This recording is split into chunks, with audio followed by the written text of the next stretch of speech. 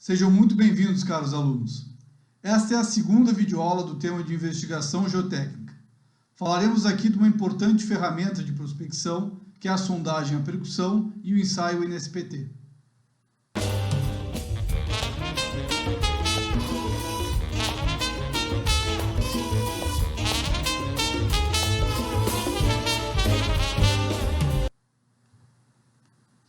Na videoaula anterior, nós separamos a prospecção geotécnica em dois grandes grupos, que eram os métodos diretos e os métodos indiretos. E nós versamos na primeira videoaula sobre os métodos indiretos, que seriam aqueles métodos que nós obtemos grandezas geotécnicas através de outras propriedades físicas, ou seja, excitando o solo com uma onda sonora, com uma onda eletromagnética, eu vou ter uma propagação, a velocidade de propagação dessa onda vai me atribuir alguma característica desse solo. E os métodos diretos seriam aqueles métodos onde eu tenho um contato direto com o solo. Eu consigo coletar amostras indeformadas, eu consigo avaliar o perfil, eu tenho a capacidade de tocar no solo, avaliar a sua resistência de forma direta, uma interação direta com este material. E falamos de ensaios como os poços, as trincheiras, as galerias, falamos da investigação com a sondagem a trado também, que é uma coleta de amostras, no caso, indeformada, e partimos, demos um primeiro briefing do que seria a sondagem à percussão com circulação de água. Tá? E aí eu reservei uma videoaula só para falar deste ensaio, porque este é o ensaio de prospecção geotécnica mais utilizado em projetos. Tá? Sejam eles projetos de fundações, estradas, barragens, prédios, é o SPT que provavelmente vocês, depois de formados, ou quem já é engenheiro, que está vendo esse vídeo, utilizará este ensaio. Mas, na verdade, o que conhecemos como SPT, ele é um ensaio específico oriundo de uma sondagem à percussão com circulação de água. Tá? Então, como nós estávamos falando de métodos diretos, a sondagem à percussão é uma maneira de coletar amostras. Eu posso fazer apenas a sondagem à percussão sem o ensaio SPT. Mas, obviamente, que em grande parte dos ensaios, se eu quero fazer um projeto, eu vou fazer SPT. Mas, por vezes, eu posso usar a sondagem à percussão para instalar algum equipamento no campo, como algum sensor, algum piezômetro, algum inclinômetro. Então, eu uso essas mesmas ferramentas do SPT, que é a sondagem à percussão de circulação de água, para prospectar o solo, para fazer esse furo de sondagem, certo? E aí eu chamo de sondagem de simples reconhecimento, certo? E essa sondagem pode ser acrescida de um ensaio SPT, certo? Então, são duas coisas distintas, mas iguais, Obviamente, sempre que eu já busco, sempre junto com o ensaio de sondagem à percussão de circulação de água, fazer de metro em metro, que nós chamamos de ensaio SPT. E o que significa SPT? SPT é o Standard Penetration Test. Tá? Ele é normatizado pela nossa NBR 6484, e aí vocês me desculpem o erro, eu troquei as datas ali, A norma é de 2020, a última revisão. Eu acabei botando como primeiro projeto, Tá errado, A nossa última revisão foi agora, deste ano de 2020, saiu as novas diretrizes, da norma 6484, que fala sobre a sondagem de simples reconhecimento com SPT. Bom, esse é um ensaio originário dos Estados Unidos, mas é um dos ensaios mais utilizados, como eu falei no início do vídeo, para projetos de engenharia geotécnica, engenharia civil no Brasil. Tá?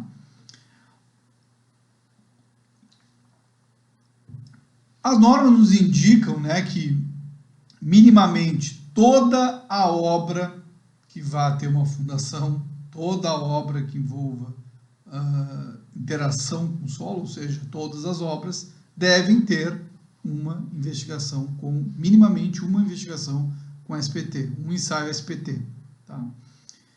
Claro que em função do tamanho da obra que vocês vão estar fazendo, vocês vão ter que solicitar mais ou menos furos.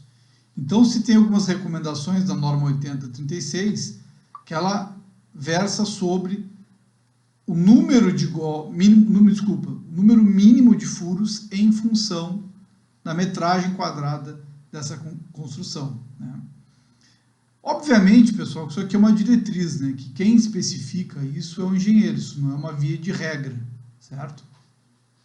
Mas eu preciso, e obviamente isso vai depender de uma obra de pequeno porte, se não ter só uma investigação geotécnica.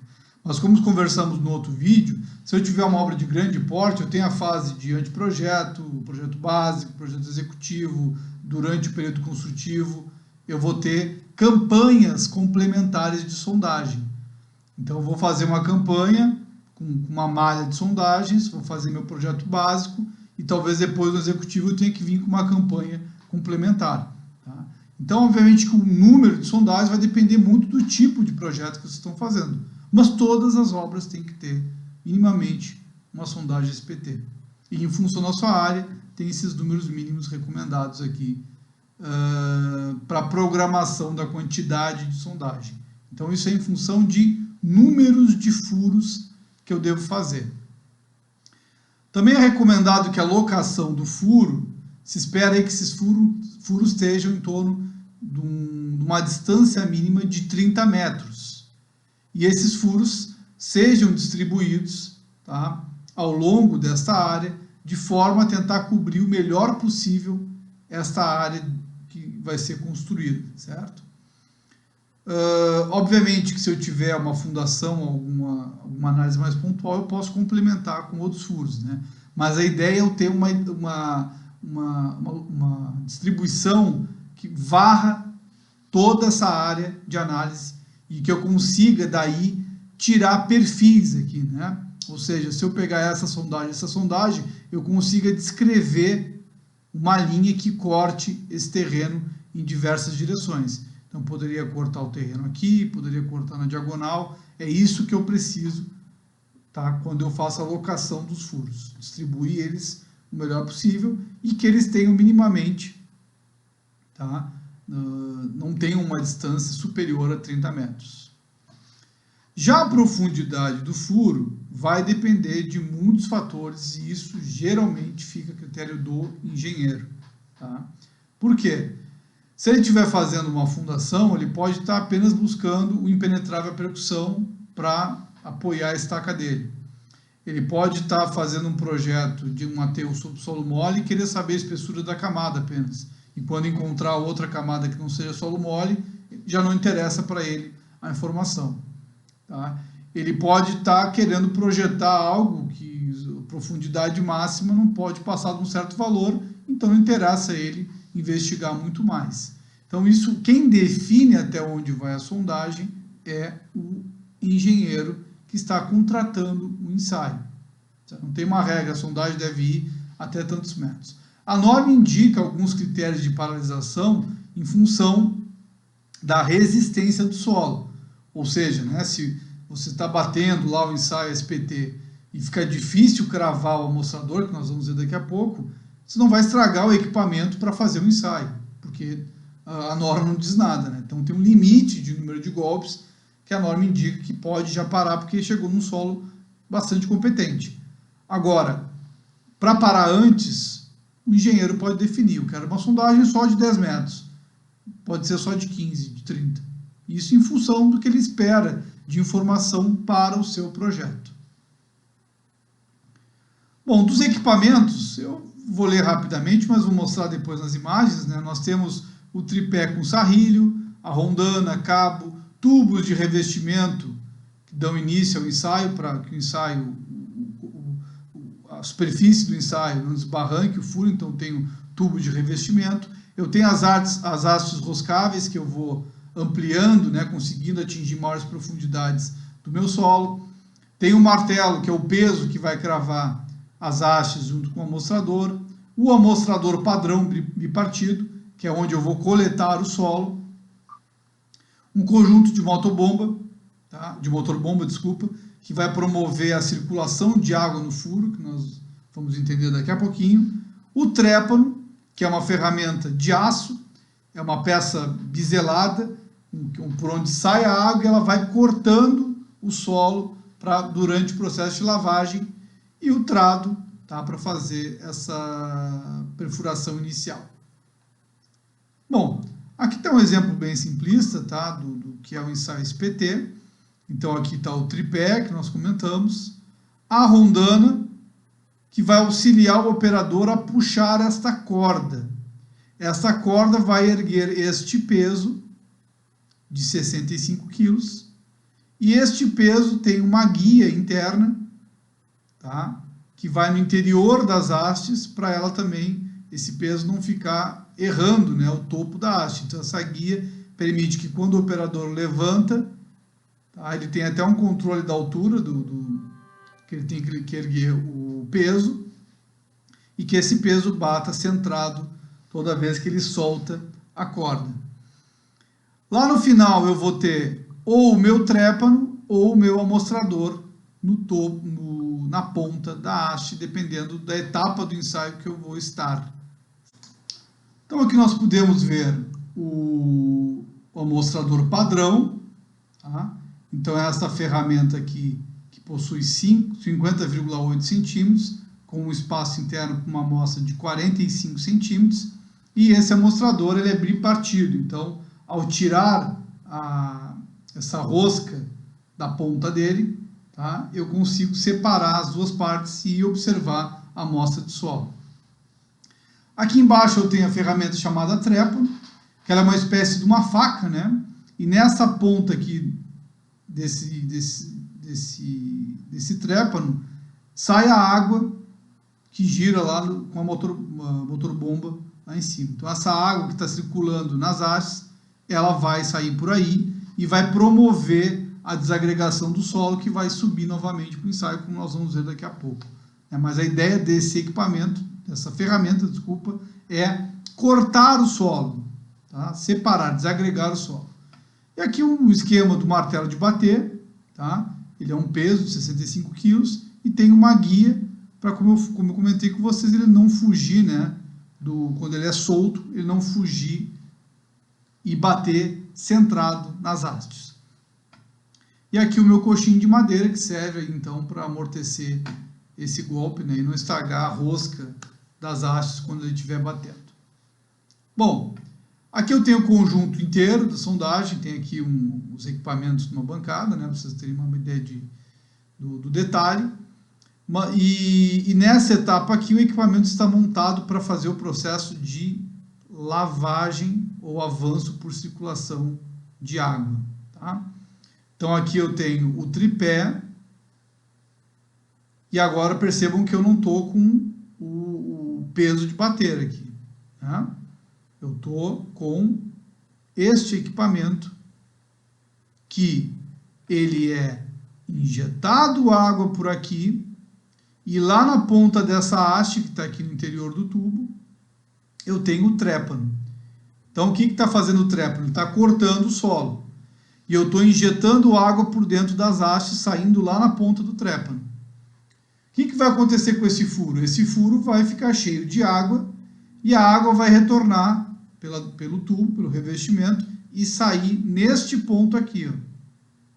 Esta água que sai aqui, ela sai com o solo que está sendo escavado lá na profundidade onde está o trépano. Então, neste ponto, o operador, com uma peneira, ele consegue ir analisando o solo e avaliando se tem mudança de camada durante o avanço por circulação de água, certo? Então o operador, ele agarra essa cruzeta aqui no topo e vai fazendo movimentos circulares, né, girando assim, empurrando a ferramenta, porque ele quer justamente ir desagregando o fundo do furo, e a água vai trazer esse material desagregado para cima, saindo neste ponto onde o operador, o sondador, pode analisar o material. Então aqui eu tenho um exemplo, né, da execução do processo de percussão. Então está aqui o tripé de sondagem. Essa obra aqui é a obra do Dique Seco, aqui na cidade do Rio Grande. Aqui, um solo argiloso, argilo-siltoso, tá? Que foi coletado no amostrador. Então, o amostrador, como é bipartido, ele foi aberto. E aí a gente consegue ver a amostra de 45 centímetros. Essa amostra é descrita pelo sondador no boletim, né?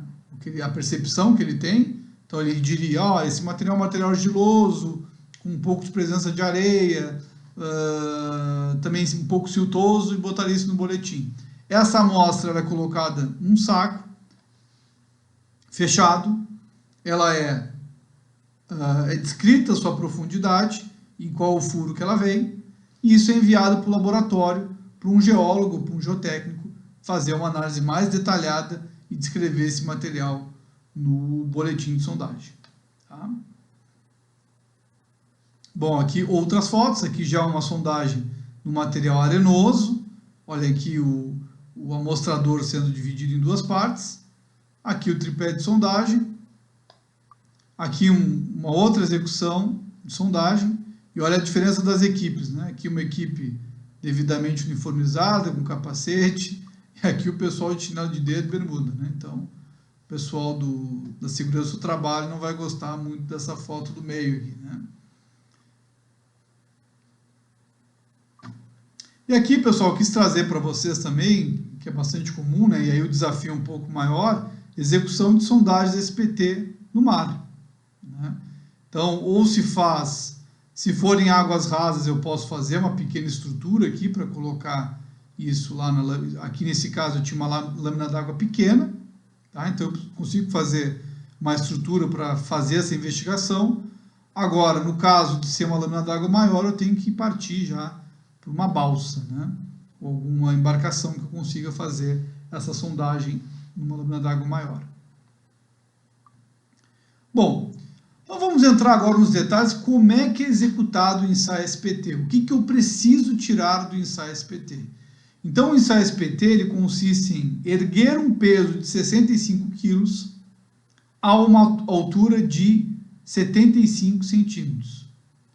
Então eu tenho meu martelo de queda livre, eu tenho aqui minha cabeça de bater com meu coxim, né?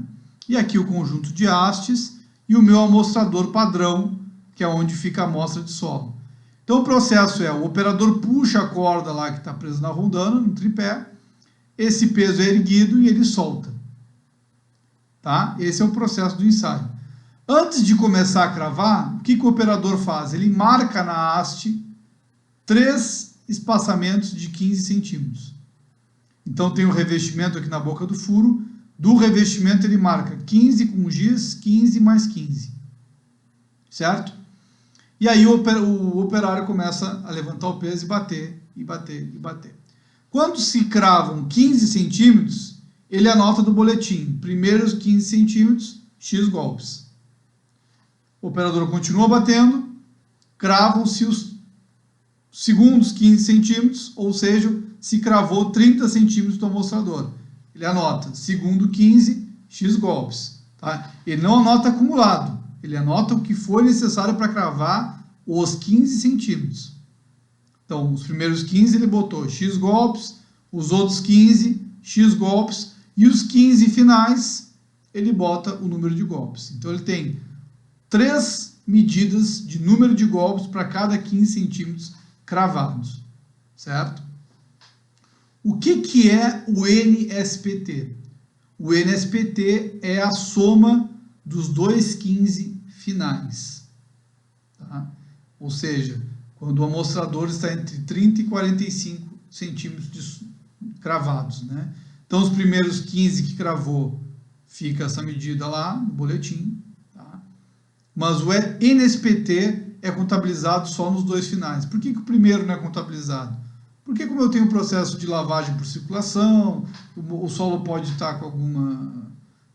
amolgado, posso ter água naquele furo, não ser tão representativo da resistência que aquele material tem.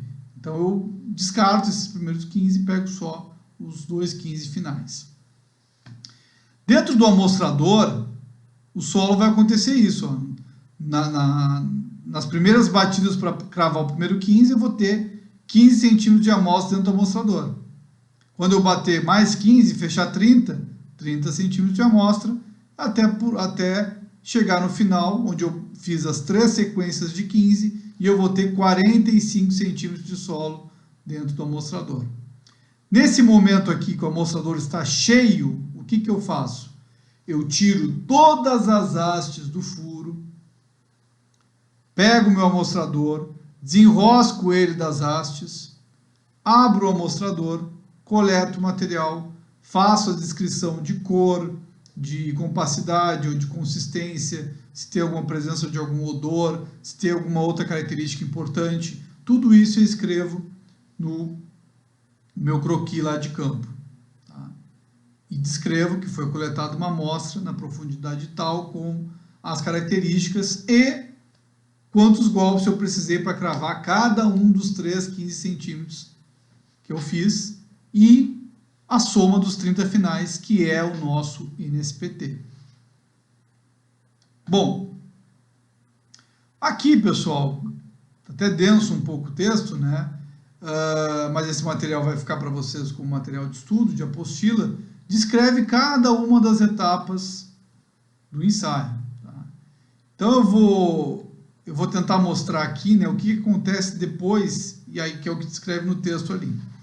Depois de eu coletada essa amostra, e o que eu saquei, como eu falei para vocês, tirei todas essas hastes e vou colocar agora qual ferramenta? Depois que eu tirei o amostrador, eu vou colocar esta ferramenta aqui que eu tinha mostrado para vocês, ó, o trépano.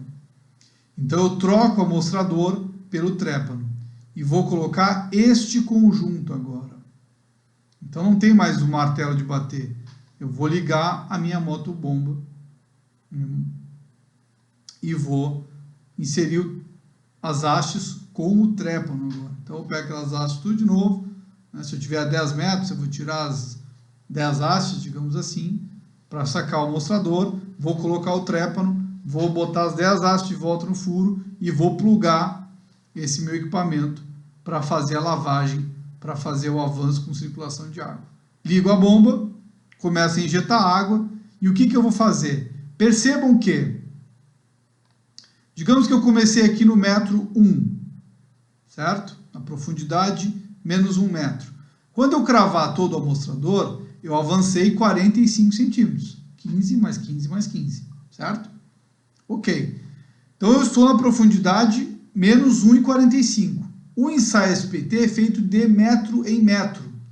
Então, o que eu preciso fazer? Eu preciso ir até o metro, a cota menos 2. O que eu vou fazer, então? Eu vou avançar com o trépano, cortando o solo e lavando o furo, até a cota menos 2. Então, quanto eu vou avançar por lavagem? Eu vou avançar 55 centímetros por lavagem. Então, o amostrador estava na cota 1, o amostrador cravou até 1,45, certo? Eu tirei o amostrador, pluguei o trépano, botei as hastes de volta e fui bagunçando o solo, né? Cortando o solo, desagregando e jogando água, e aí a água lá colocada no fundo do furo vai trazer esse material para cima e o sondador vai observando esses 55 centímetros que estão sendo lavados, ou seja, avançando por circulação de água. O sondador está recebendo lá no tanque de água dele, lá no topo, ele está com uma peneira vendo. Por que ele precisa fazer isso durante esse avanço até o metro 2? Porque ele precisa saber se mudou a camada ao longo desses 55. Quando ele tirou o amostrador, ele viu, isso aqui é uma areia, né? Ok, mas quem garante para ele que essa areia vai ir até a cota 2? Né? Menos 2, né? Ele tem que saber o que está acontecendo, se tem alguma transição de camada, se tem alguma mudança de camada durante a lavagem. Então, por isso que a água é injetada para o material voltar e o sondador conseguir ir analisando.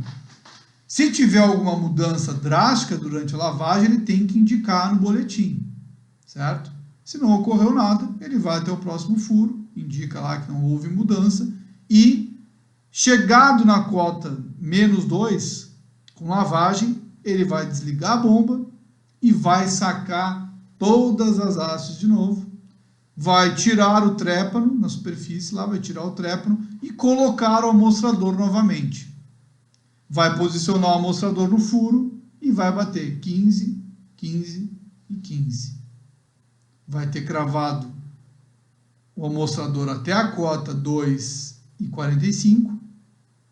Vai tirar o amostrador de novo, desenroscar, colocar o trépano, ligar a bomba, jogar o trépano lá no furo de novo e avançar até a cota 3.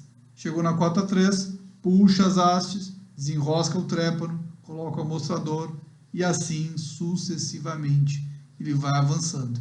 Então o ensaio é feito a cada metro de profundidade. E fora esses metros que eu fiz o ensaio, o processo, o avanço é feito por lavagem, certo? Isso é muito importante, pessoal, tá? Porque o que acontece, né? Tem alguns... eu, por exemplo, já fui, na minha época de estagiário, já fui fiscal de obra, fiscalizando sondagem. Por quê? Porque o pessoal, às vezes, né, de má fé, tenta roubar na sondagem que a gente fala, né? Tenta burlar o sistema. De que maneira? Imaginem vocês estão lá em 10 metros de profundidade, tem que sacar 10 hastes para botar o trépano, para botar o amostrador, desculpa, para botar de novo, e aí avançar, né? Tem que estar tirando e colocando hastes. Quando as profundidades são muito, começam a ficar grandes, né? Esses comprimentos são muito elevados, imagina 20 metros, tirar 20 metros de haste para botar o trépano, para avançar, para puxar de novo essas hastes. Então, tem que, se a equipe não tem uma boa índole, se não é uma empresa de confiança, o que o pessoal faz? Eles avançam por lavagem, mais de 1 metro. Porque lavagem é fácil, é só eu ir desagregando o solo e estou jogando água, né? Então, eu avanço fácil por lavagem. Então, o que o pessoal faz? Tira um amostrador de 45, separa, pega 3 saquinhos ali, diz que um saquinho é da cota 10, outro saquinho é da cota 11, outro da cota 12. E aí vai 3 metros lavando, porque ele já percebeu que naquela região o solo não muda muito. Isso é completamente errado. Isso é completamente fora do que a boa prática pede, né? São empresas de má fé. Então, tem que cuidar, né? E aconteceu, né? Quando eu falei para vocês, de numa ida no banheiro, você retornar e o cara dizer que já avançou 5 metros, né? Sendo que o ensaio demora muito mais do que isso. Mas por quê? Porque estava simplesmente avançando por lavagem e não fazendo esse processo de a cada metro parar, colocar o amostrador, bater os 45 centímetros, tirar o amostrador e botar a haste para aí sim avançar por circulação de água. Certo? Então, só uma história, né? Um detalhe que acontece às vezes, infelizmente, na prática. Bom, aqui tem os detalhes, tá? Eu vou passar batido, porque a gente já conversou, certo? Aqui só diz, obviamente, que faltou só um detalhe, né? Depois de concluída a sondagem, eu preciso também avaliar o nível freático, o nível d'água dentro do furo de sondagem, que é um parâmetro extremamente relevante para a sondagem, saber onde está o nível d'água, certo? Mas eu não posso fazer exatamente depois que eu concluo, que eu cheguei lá na cota que eu vou parar o meu ensaio, eu não posso fazer medida de nível d'água neste momento. Por quê? Porque, como eu falei para vocês, eu estou injetando água dentro do furo. Então, se eu tenho um solo argiloso, essa água não vai conseguir se equilibrar com o nível freático. Então, eu tenho que esperar 24 horas para poder retornar e aí sim medir a cota do nível d'água, certo? Não posso fazer no momento que termina a sondagem. E aí, obviamente, eu vou lá, depois que verificar o nível d'água, eu fecho o furo para não deixar um buraco no campo, né? Não causar nenhum acidente, e anoto as informações que eu preciso. Tá? Bom, o que eu tenho aqui? Aqui também são detalhes construtivos que eu falei para vocês, tá? Essa descrição toda dos 45 centímetros, só fica o texto para vocês terem, né? Como eu falei, esse material também vai servir de nota de aula para vocês. Bom, única coisa que eu queria elencar é aqui o final, ó. Quando é que acaba o SPT? Então eu estava falando para vocês da sequência de cravar o mostrador, tirar o mostrador, coletar o solo, anotar de profundidade diretar, botar o trépano, avançar para lavagem, toda essa sequência, né? Até quando eu faço isso? Bom, como eu falei para vocês, o critério de parada de profundidade é critério do engenheiro, certo? Então o engenheiro vai dizer, eu quero uma sondagem até a cota tal, eu quero uma sondagem até o impenetrável, eu quero uma sondagem até ter uma mudança de camada, eu quero uma sondagem até encontrar o topo rochoso. Tudo isso pode ser solicitado, certo? Mas, na falta de critério, a norma indica alguns procedimentos para parar. Por exemplo, se em qualquer dos 3 segmentos dos 15 que eu estou cravando, né? Então, lembrem lá que eu risquei com giz, 15, 15, 15, 15, 3 segmentos de 15. Se em cada um deles o número de golpes ultrapassar 30, ou seja, marquei 15 lá, eu estou batendo, pim, pim, pim, pim, não desce o amostrador. Então, se passar de 30, o que vai acontecer? Se eu ficar batendo muito, eu vou acabar danificando a ponteira do amostrador sem necessidade, porque é um solo muito rígido e eu não vou conseguir cravar o amostrador por percussão.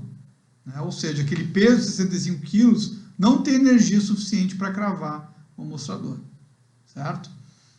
Uma outra indicação é se o amostrador padrão não avançar durante a aplicação de 5 golpes sucessivos do martelo. Tá? Então, se eu dei um golpe, dei 2 golpes, dei 3, 5 e o amostrador ficou parado, eu não preciso avançar, porque eu não vou conseguir penetrar ele, certo? Bom, então isso seria um critério de parada no sentido de que o equipamento não consegue mais, certo? Que o solo é muito rígido e o equipamento não consegue avançar mais. Uma outra situação é, na ausência de um critério de paralisação por conta do contratante, por conta do engenheiro, tá? Eu posso parar a minha sondagem em 3 hipóteses. Uma, a sondagem tenha, ao longo de 10 metros, apresentado o NSPT igual a 25 golpes. Ou seja, se em 10 metros eu estou mostrando que as minhas camadas todas têm 25, 25, 25, 25, o que isso me indica? Se é um projeto de fundação, para mim está ótimo já. Porque eu sei que em 10 metros eu tenho um solo com um número de golpes muito bom. Tá? Então eu posso fazer minha fundação nessas camadas tranquilamente. Ou, um outro critério, se em 8 metros, né, uma camada menor, 2 metros a menos, eu tiver 30 golpes.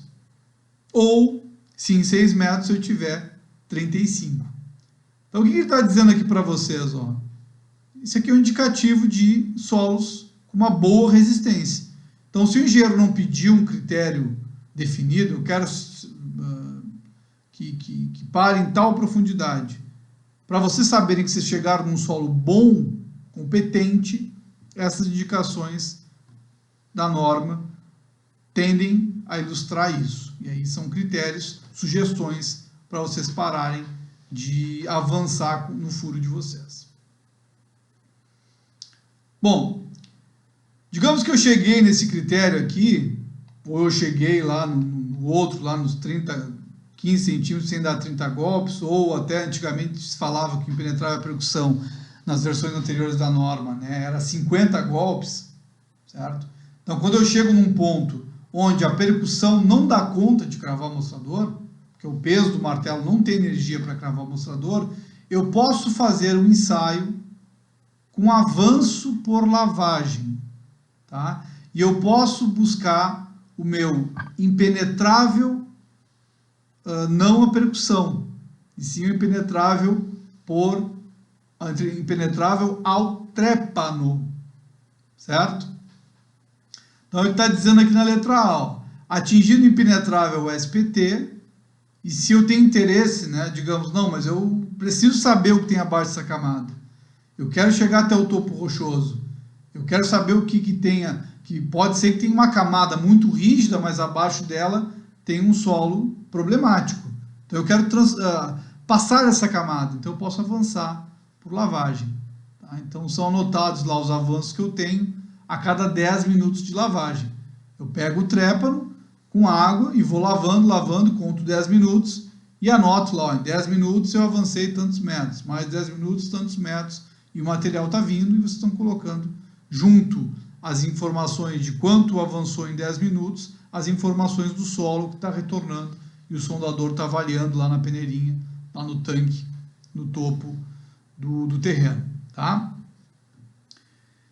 Então ele vai fazendo essa medida, de 10 minutos avancei 1 metro, 10 minutos avancei 1,50 m, 10 minutos, vai indo. O que eu chamo de impenetrável ao trépano? Quando em 10 minutos eu não consigo avançar mais do que 5 centímetros. Tá? Então eu vou tentar lavar, vou tentar cortar o solo é tão duro que eu não consigo nem com trépano avançar. Ou seja, menos de 5 centímetros de avanço, em 10 minutos eu tenho impenetrável ao trépano. Tá? Bom, aqui tem uma recomendação, né? Não é recomendada a adoção do critério de impenetrável ao trépano para o término da sondagem quando está previsto continuidade por sondagem rotativa, né? A rotativa é um outro tipo de investigação que nós vamos ver a seguir nos próximos slides, que é quando eu corto o terreno, certo? Então, se eu tenho essa previsão de fazer a rotativa, eu não vou fazer esse processo de impenetrável por lavagem para não prejudicar a estrutura do solo, não vou destruir, né, esse material, então é melhor eu manter ele como ele está original, já que eu vou fazer a rotativa. Bom, nesse furo de sondagem eu posso fazer alguns ensaios que eu chamo de ensaios de infiltração, ou ensaio de rebaixamento, ou ensaio de bombeamento, ou ensaio de recuperação, certo? Dentro do próprio furo de sondagem eu posso fazer esses ensaios que buscam entender o comportamento hidráulico, né? A permeabilidade dessas camadas de solo em campo. Bom, apresentação dos resultados do SPT. Todo esse ensaio que eu fiz, eu preciso colocar num boletim, num documento, num relatório de sondagem. Neste relatório de sondagem, nesse documento do ensaio, eu vou ter, primeiro, o croquis, obrigatoriamente o croquis, ancorando algum ponto que eu consiga saber onde estão esses furos dentro do terreno. Então, ó, num determinado ponto fixo, eu tenho a 30 metros eu tenho a sondagem 1, a tantos metros tem a sondagem 2. Né? Aquela locação que nós vimos tem que estar apresentada num croquis de localização dos furos. Depois já vinha a sequência com cada boletim ou cada perfil individual de cada furo.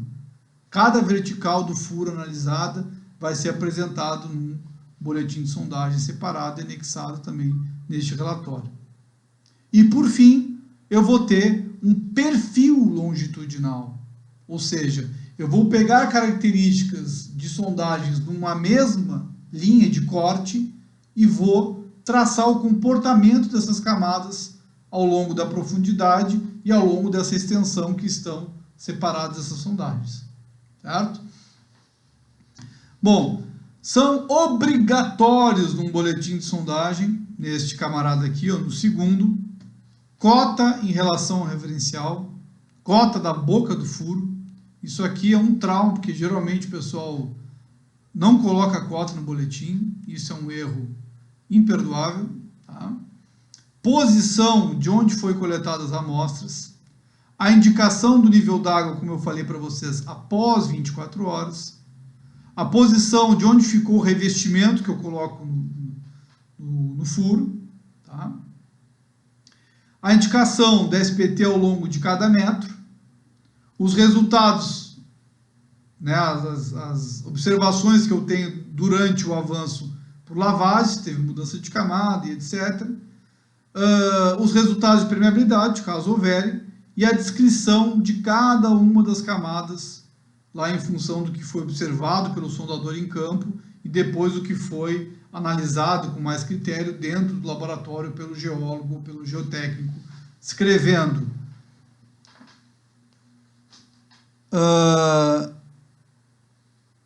cor da amostra, compacidade ou consistência da amostra, presença de conchas,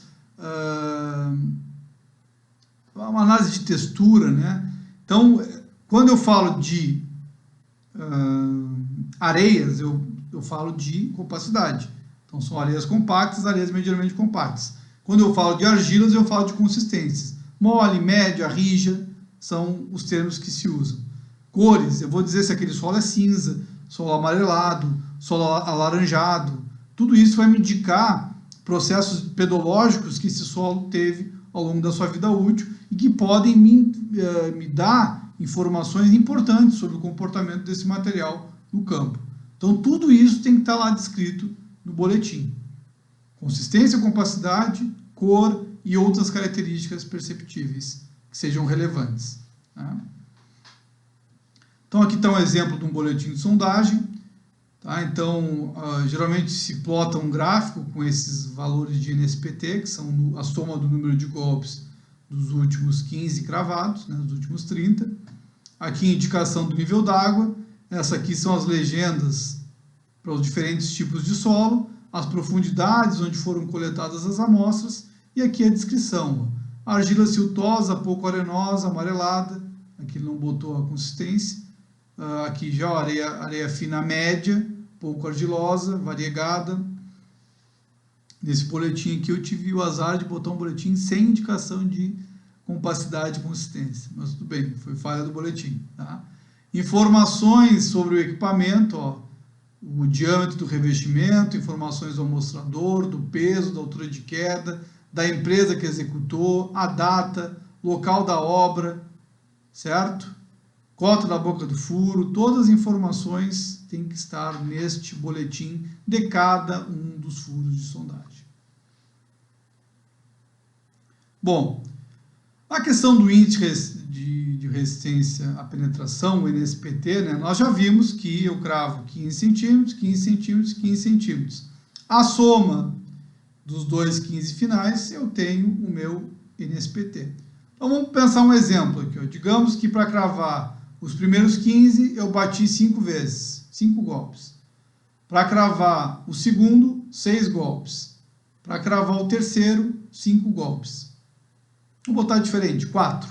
Então, os primeiros 15, 5. Os segundos 15, 6. E os terceiros 15, 4. Tá? O que eu vou fazer? Eu vou somar 6 mais 4, 10. Então, o meu NSPT, o N é igual a 10. Simples assim. Essa é a indicação do número de golpes. Mas, por vezes, ou é muito fácil cravar o amostrador, ou é muito difícil cravar o amostrador.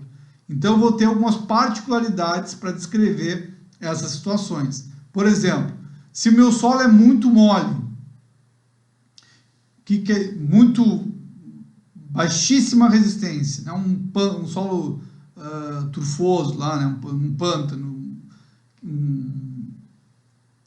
que eu posiciono o meu amostrador, certo? Ia falar, me fugia a palavra, pântano, um mangue, né? Eu posiciono o amostrador no furo e a primeira coisa que eu faço quando eu chego no meu metro do ensaio, eu coloco o meu amostrador e o operador apoia o martelo sobre a haste, sem bater, simplesmente apoia gentilmente o martelo sobre a haste. Com isso, se o amostrador descer sem eu não dar nenhum golpe, eu tenho indicação de 0 golpes. Tá? Então eu vou anotar, quando eu tenho 0 golpes, eu vou anotar o quanto o amostrador desceu sem eu dar nenhum golpe. Então a indicação é P barra a profundidade que esse amostrador penetrou. Então digamos que eu apoiei só o martelo sem bater e o amostrador desceu 47 centímetros. Então eu vou botar P para 47. P barra 47. Tá? Digamos que eu botei o amostrador, apoiei o martelo e o amostrador não se mexeu. Opa, tudo bem, legal. Um solo aparenta ser um solo bom, tá? De boa resistência. O operador levanta e dá um único golpe. E nesse único golpe ele atravessa 50 centímetros. Porque o solo não era bom como vocês esperavam. Então vocês também vão indicar 1 barra o valor da profundidade do comprimento que o amostrador penetrou no solo. Então, por exemplo, que aqui, ó, se ele penetrou 1/58 nesse exemplo, o amostrador foi cheio e ele desceu, e não tem 58 de amostra, né? Encheu os 45 e desceu por causa do peso, porque o solo é muito fraco. Então, geralmente, quando um solo é P para algum valor ou 1 para algum valor, é indicativo de solos de baixa resistência, né, e alta deformabilidade. Agora, quando o material é muito rígido, muito compacto, acontece o contrário. Eu dou golpe, dou golpe, dou golpe, dou golpe e o amostrador não vai. Então, eu vou indicar também a mesma coisa, o número de golpes que eu dei e o quanto que o amostrador conseguiu penetrar por esses golpes. Então, digamos que o meu critério de parada lá, né, que eu dei 1, 2, 3, 4, 5, 30 golpes e o amostrador ficou ali naqueles 15, não desceu mais. Então, eu vou botar 30 para 15. O número de golpes que eu dei pelo que ele conseguiu penetrar. Então, a norma traz aqui, ó, alguns exemplos para vocês de indicações, tá? O exemplo trivial aqui do SPT, tá? E outros exemplos quando o meu amostrador desce por peso próprio, quando eu dou só um golpe, quando eu dou muitos golpes e o amostrador não desce, tá? Tem alguns exemplos aqui para vocês observarem em função do que eu havia dito no slide anterior. E esse aqui é o produto final, pessoal. Eu peguei um perfil aqui de um solo bem ruim, né? Uma turfa com argila mole, mas é isso, ó. Lá na locação dos furos eu vou ter cada um dos furos de sondagem. E a minha ideia é fazer isso aqui, ó, um perfil geotécnico, um perfil geológico geotécnico da obra, para eu saber as espessuras das camadas ao longo de um determinado corte. Então não quer dizer que essas sondagens aqui estão exatamente alinhadas. Elas estão lá no perfil e eu traço um corte passando por elas ou interpolando, né, uma linha por elas e descrevo o comportamento da camada em uma determinada direção de corte. Então é isso que eu tenho que apresentar lá no terceiro item que eu falei para vocês no relatório de sondagem. Bom, então daquele produto de cada boletim eu vou ter a informação do NSPT. O NSPT é um índice de resistência, ele não indica nada, ele não é a resistência do solo, ele não é o ângulo de atrito do material, ele não é o SU do material, é simplesmente um índice que dá um indicativo de quão resistente é esse material. Claro que esse material, esse ensaio, por ter sido tão difundido na engenharia geotécnica, que muitos estudos, muitas teses, muitos artigos, muitos casos de obra fizeram correlações com a SPT. Então eu consigo tirar informações geotécnicas mais preciosas do simples valor simplista, que é o número de golpes para cravar um amostrador. Então eu consigo, por exemplo, como descreve aqui abaixo, ó, e no próximo slide também, eu consigo tirar inúmeros parâmetros em função da SPT. Eu vou voltar para esse slide daqui a pouco. Tá? Mas eu posso, por exemplo, né, para vocês terem uma ideia de tipo de solo, uma areia fofa, eu tenho aí em torno de 4 golpes. Tá? Muito fofa, né? A fofa até 8 golpes.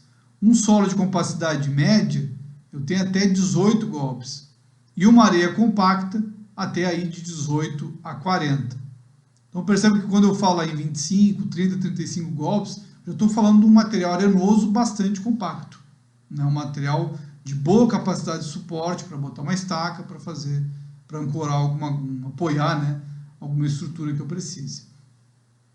Quando eu falo de argilas, aí é um pouco diferente, né? Percebam que aqui, ó, o equivalente de muito fofa por muito mole são solos com valores menores do que 2 golpes. Muito comum nas argilas moles esse tipo de valor aqui, né? P para alguma coisa, né? Eu boto o amostrador, ele afunda sozinho sem dar um golpe, ou apenas um golpe para ele afundar muitos centímetros. Então, essa região aqui, pessoal, esses solos argilosos moles, SPTs menores do que 5, geralmente são um problema, são um pepino para o engenheiro, né? Colocar qualquer tipo de fundação aqui em cima, qualquer aterro, é muito difícil. Então, esses solos aqui é um alerta vermelho para quem está trabalhando com prospecção, pensar, opa, aqui tem um material não muito bom. E aí, uma argilas já de consistência média, rígida e dura, já são materiais com SPT um pouco maior, já começam a ter uma resistência um pouco mais significativa para algum projeto de fundação ou outro projeto qualquer.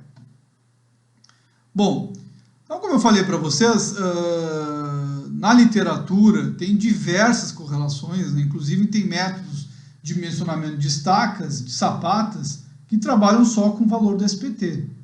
Tá?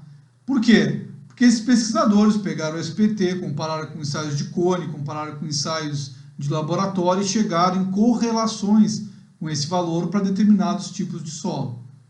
Tá? Então eu posso tirar nas argilas, por exemplo, OCR, tensão de pré-adensamento, resistência não drenada, K0, CV, CC, CR, enfim, né, módulo de Young não drenado, N parâmetros, né, tem correlação de SPT para qualquer informação que vocês precisem na literatura. Para areia também, ó, ângulo de atrito, módulo, coeficiente de Poisson, K0, densidade, parâmetro de liquefação, o que vocês precisarem, a literatura vai trazer. Algum camarada que pegou um campo experimental, fez uma sondagem, fez ensaios para comparar a sondagem com esses parâmetros mais diretos e propôs uma equação de correlação. Agora, isso é confiável? Né? O que é mais confiável? Eu fazer um ensaio que me dá o parâmetro correto, um ensaio que meça diretamente aquele parâmetro, ou fazer um SPT que vai me dar uma correlação de algum autor que estudou uma área que pode ser completamente diferente da minha área. Tá? Então, essas correlações têm que ser utilizadas com muito critério e com muita análise do comportamento material, conhecimento da experiência local. Geralmente é bom, junto com a SPT, ter um outro ensaio para eu balizar e concordar com essas correlações e não simplesmente sair adotando correlações com a SPT achando que elas são via de regra. Elas não são. Então, o SPT é apenas um indicativo de resistência. Tá? Mas vamos lá, né? Digamos que vocês têm uma obra de pequeno porte, não é um projeto de grande risco, vocês têm um SPT, um material aí com 20, 30 golpes, indicando um material com uma boa capacidade de carga, essas correlações, obviamente, vão atender vocês.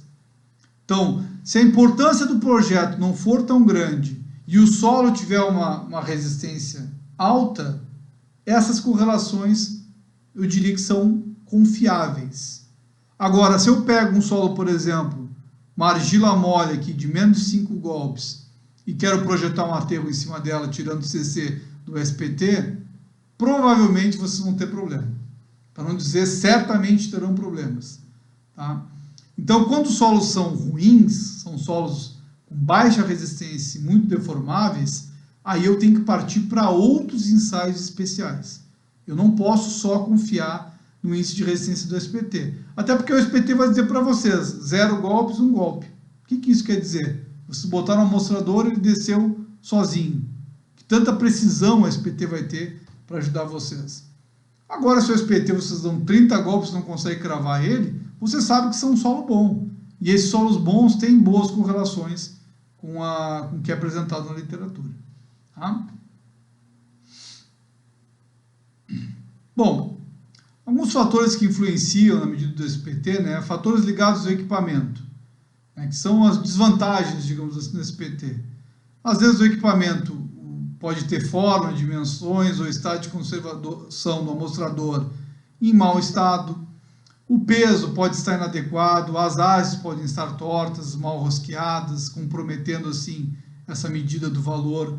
O martelo de bater pode estar com alguma fora de padrão de peso, ou o operador não puxa a corda de forma exata, né, que a gente já entra aqui nos fatores ligados à execução da sondagem. Variação de energia em função de peso. O operador no início do dia ele levanta o martelo lá em cima, no final do dia ele já está cansado, já levanta o martelo a uma profundidade menor, né? Então tudo isso influencia na medida do SPT, né? Que torna um ensaio por vezes pouco confiável. Má limpeza do furo, diâmetro do furo insuficiente, né? Às vezes o furo desbarranca e o operador não executa um processo de estabilização com a bentonita de forma adequada, erro na contagem de golpes também ocorre muito, e tudo isso acaba gerando incertezas no valor do SPT e às vezes até influenciando um projeto mais adequado. Tá? Então essas questões do equipamento e do operador que acabam sendo uma das desvantagens do NSPT. A outra é que eu tenho a baixa sensibilidade, como eu falei para vocês, para solos com baixa resistência. E a terceira é que o índice de SPT é só um índice de resistência. E é uma medida grosseira, né? Eu estou cravando um troço no solo como se eu cravasse uma haste no solo. Né? Não é uma medida refinada, eu não meço poropressão, eu não meço fuste, ponta, que nem o cone faz, eu não meço um cisalhamento não drenado, como a palheta faz, eu não meço parâmetros importantes como o dilatômetro e o peciômetro fazem, esses ensaios mais especiais. Ele é um ensaio simples, certo? Com uma medida grosseira da resistência do solo. Mas é o que se usa na engenharia, é o ensaio mais utilizado por um ponto muito importante. Custo baixo comparado aos outros ensaios mais sofisticados, fácil execução, o tripé de sondagem que o camarada bota no ombro ali e atravessa qualquer lugar com ele e faz o ensaio. Preciso de uma motobomba, se tiver algum corpo d'água próximo, eu posso levar pouca água, já me ajuda a fazer o ensaio, porque a água fica circulando. Então é muito fácil fazer o ensaio frente a outros equipamentos. Ele tem um índice de NSPT que é amplamente utilizado na literatura, que me dá correlações interessantes do comportamento do solo. Por mais que ele seja grosseiro, o mercado se adaptou a esse valor e trouxe correlações interessantes, com ressalvas em solos de baixa resistência, solos moles. Né? Eu tenho uma amostra deformada, mas eu consigo observar que material tem, posso até coletar uma umidade, que me dá uma informação também interessante, tá? E me permite, um ponto muito importante também, observar o nível freático dessa investigação, que é um ponto também crucial. Bom, tem uma variante do ensaio SPT, que é o ensaio SPT-T, que é o ensaio SPT seguido da medida do torque, certo? Esse é um ensaio, é uma adaptação da SPT, né? Ele é digamos, um adereço, né? Algo a mais do SPT, como é que funciona? À medida que eu concluo o ensaio SPT, eu promovo o giro desse amostrador, após eu ter cravado os 45 centímetros do amostrador, eu promovo o giro. E aí, promovendo o giro, eu meço o torque. E essa medida de torque tem uma série de equações que me possibilitam analisar capacidade de carga de fundações, como estacas, né? Métodos para previsão de capacidade de carga de fundação, de sapata ou outros projetos. Então, é mais uma medida que eu posso fazer no SPT e ter mais uma informação para poder utilizar outras correlações, tá, para engrandecer a minha análise deste ensaio. É uma inovação no ensaio SPT. Depois eu tenho as sondagens rotativas, né? A sondagem rotativa, ela utiliza um equipamento aí motomecanizado que é feito para obter amostras contínuas em materiais rochosos ou em processo de alteração, tá? Então eu faço uma perfuração através de uma rotação do barrilhete e eu coleto uma amostra dessas de dentro de uma rocha ou de um material pouco alterado, tá?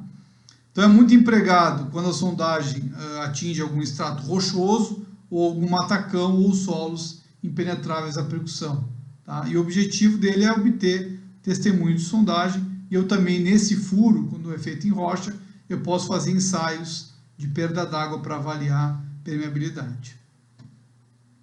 Então os sistemas basicamente dependem de um diâmetro, né, na nomenclatura em função do diâmetro do testemunho.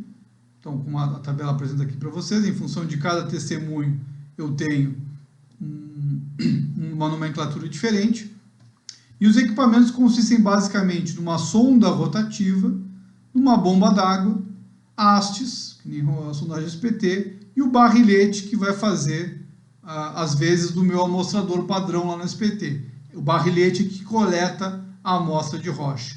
Na ponta do barrilete eu tenho as coroas, que me permitem cortar a rocha, e os tubos de revestimento que eu coloco no começo do ensaio lá na superfície.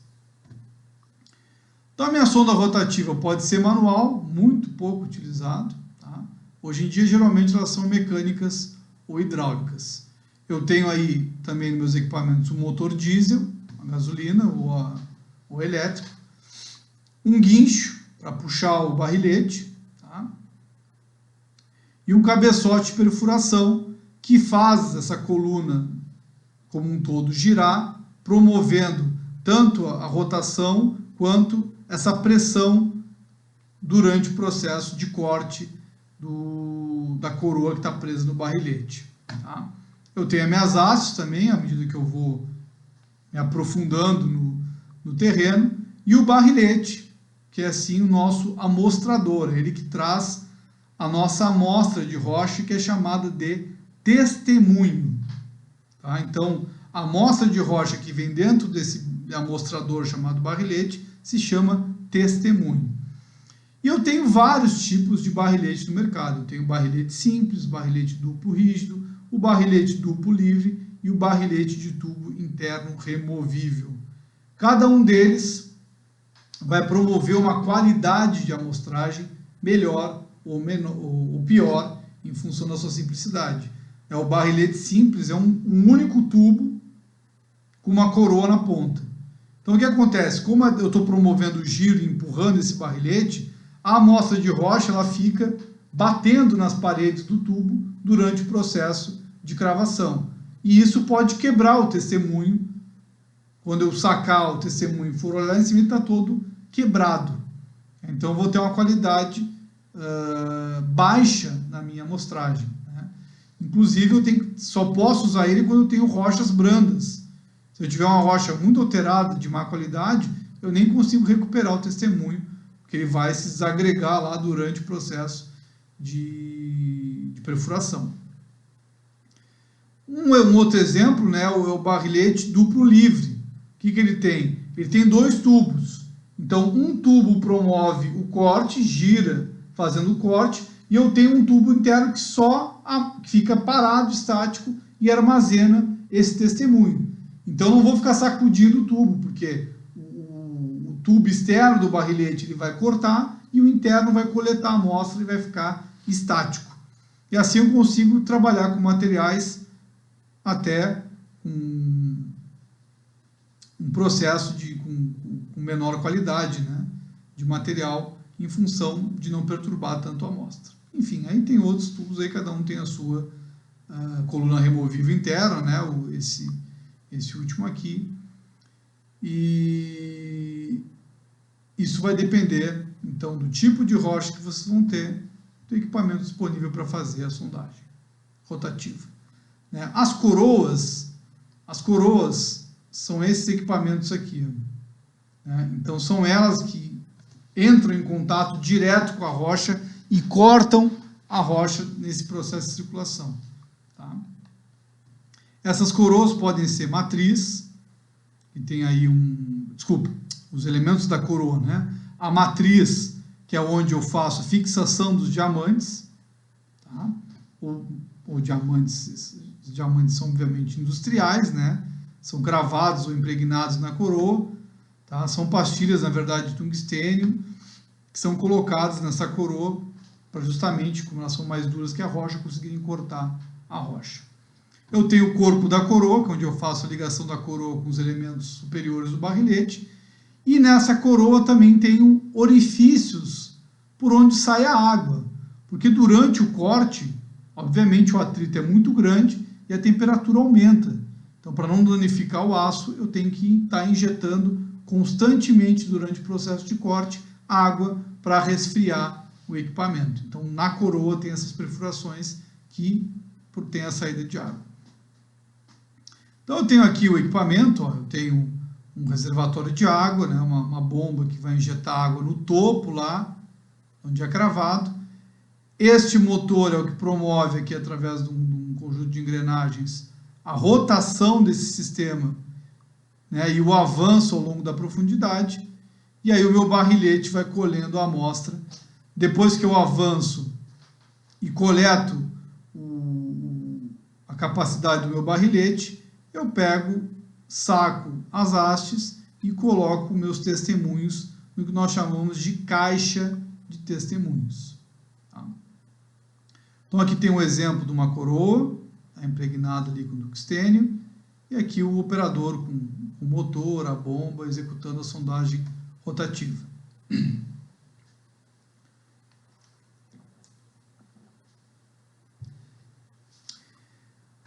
Bom, a operação é bem simples, né? A sonda é instalada e ancorada no terreno, porque agora eu vou fazer uma força grande, então ela pode querer erguer, então eu tenho que ancorá-la no terreno. Eu instalo aí o meu conjunto de haste, barrilhete e coroa, adiciono também, plugo o conjunto de água e vou começar a minha operação. A operação é chamada de manobra. A manobra são ciclos sucessivos de corte e retirada de testemunhos. O comprimento da manobra é a função do comprimento do barrilhete. Então, cada manobra seria eu cravar o barrilhete para tirar um testemunho. Isso é uma manobra. Depois eu vou lá, vou avançar mais um pouco e tirar outro testemunho. Isso é uma outra manobra. Tá? Então, a minha recomendação é que o meu comprimento de manobra ele atinja aí, no máximo, 95% do avanço que eu tenho. Certo? Tem que ser maior, né? O final da manobra, o tubo é retirado, os testemunhos são sacados e disponibilizados numa caixa de testemunho, e aí eu vou destacar, né, trechos com, se eu não tiver recuperação de rocha, eu tenho que destacar na caixa, eu tenho que mostrar trechos onde eu tenho água com lama, que pode indicar a presença de rochas calcárias ou basálticas, ou algum problema de operação com o meu barrilhete. Tá? Os furos não aproveitados como piezômetros devem ser fechados com caldo de cimento. Que às vezes em algumas barragens, né, durante a sondagem rotativa, eu já aproveito esses furos na rocha para analisar variações de nível d'água, né? Eu utilizo ele como instalo piezômetros nesses furos. Bom, recuperação de testemunhos. Então, a recuperação eu chamo exclusivamente a porcentagem do comprimento total da amostragem recuperada pelo testemunho. Tá? Então, é uma função do fraturamento e da alteração da rocha.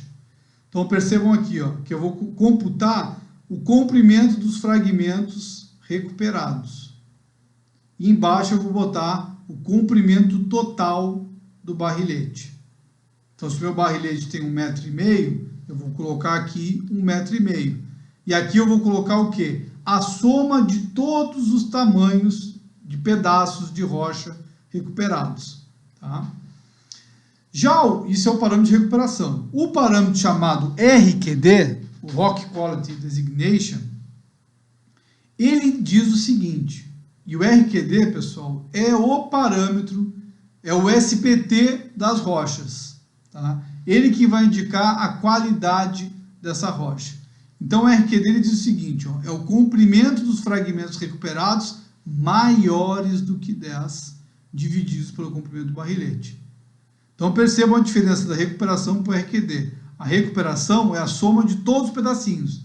Pode ser 1, 2, 3, 4, 5 centímetros, 10, 15 centímetros, todos entram na conta. Já o RQD, ele só computa os maiores que 10. Se tiver 8, já não entra na conta. Se tiver 2, não entra na conta. Só entra com 10, 11, 12 e assim por diante. Tá?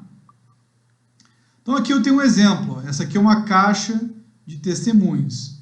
Então percebam que na caixa eu vou botando o solo que eu fui recuperando a cada manobra. E por vezes a caixa fica vazia. Ó.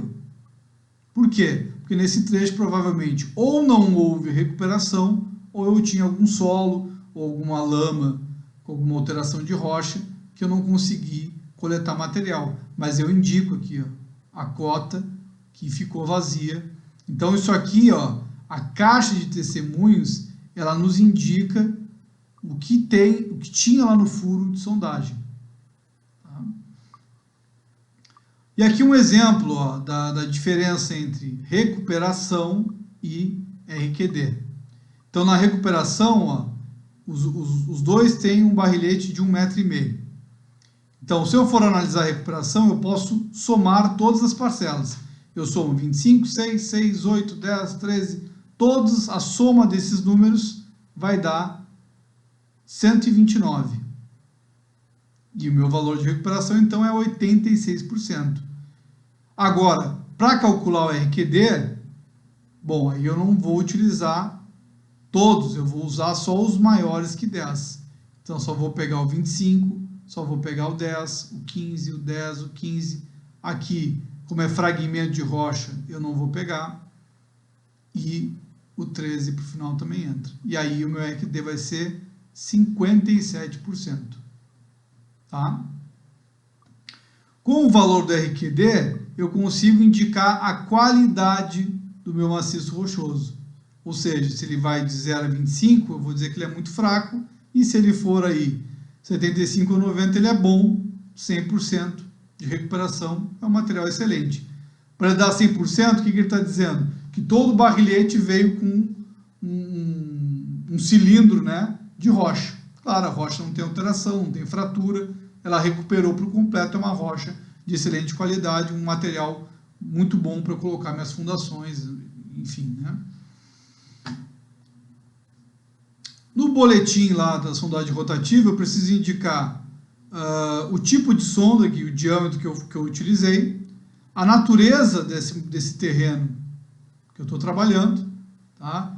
O número de fragmento em cada um dos testemunhos, o perfil geológico do local e uma descrição detalhada do testemunho, né? Com uma classificação litológica dessas rochas, o estado de alteração, se é uma rocha sã, se ela tinha fraturas, se ela tinha alterações, e o grau de fraturamento, ou seja, o número de fraturas por metro que esse testemunho tinha.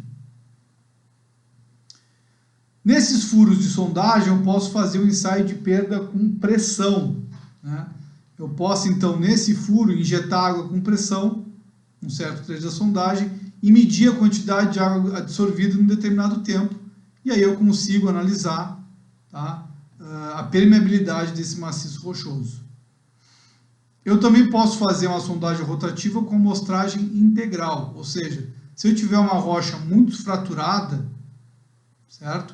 Eu posso utilizar essa técnica de amostragem integral, que consiste em executar primeiro um furo pequeno, de pequeno diâmetro, onde eu coloco uma haste, tá, dentro dessa rocha fraturada. Então, digamos assim, ó, com a sondagem rotativa, eu não conseguiria tirar um testemunho. Então, o que eu faço? Eu injeto uma calda de cimento num pequeno furo, e aí aquele cimento vai se espalhar pelas fraturas. Eu vou com a minha sondagem rotativa, corto essa rocha, que vai estar rígida, e aí eu consigo sacar ela, porque o cimento vai impedir que esse material se frature. E aí eu consigo analisar feições geológicas, como é a disposição espacial desse material no campo, e eu consigo descrever melhor esse material que está mais alterado. Bom, então vimos aqui, né, pessoal, as sondagens SPT, a sondagem SPTT, uma medida de torque, e a sondagem rotativa. Então, varremos aí o campo das sondagens, e numa próxima videoaula nós vamos entrar nos ensaios que nós chamamos de ensaios semidiretos ou ensaios especiais, que são o CPTU, paleta, pressiômetro e dilatômetro. Agradeço a presença de todos, bons estudos, e até uma próxima videoaula.